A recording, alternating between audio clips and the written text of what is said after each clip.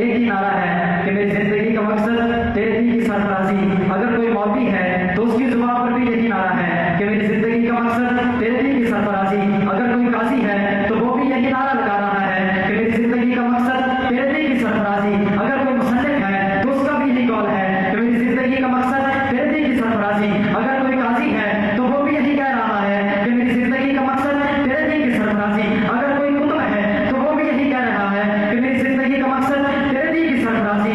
अगर कोई कुतुब अख्तार है तो वो भी यही नारा लगा रहा है कि मेरी जिंदगी का मकसद तेरे दीन की सरफराजी। अगर कोई गाजी है तो वो भी यही कह रहा है कि मेरी जिंदगी का मकसद तेरे दीन की सरफराजी। अगर कोई जाहिद है तो वो भी यही कह रहा है कि मेरी जिंदगी का मकसद तेरे दीन की सरफराजी। अगर कोई आबिद है तो वो भी यही कह रहा है कि मेरी जिंदगी का मकसद तेरे दीन की सरफराजी।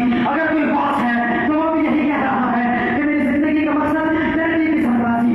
अगर कोई ताबी है वो भी यही नारा लगा रहा है कि मेरी जिंदगी का मकसद तेरे दीन की सरफराजी। अगर कोई सहाबी है तो वो भी यही कह रहा है कि मेरी जिंदगी का मकसद तेरे दीन की सरफराजी।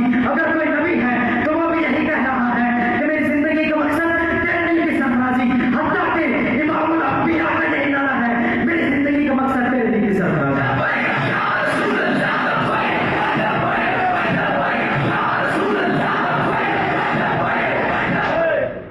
हज़रात मोहतरम, अगर कोई हमसे पूछे कि जनाब वाला आप कह रहे हो कि यह हर मुसलमान का नारा है,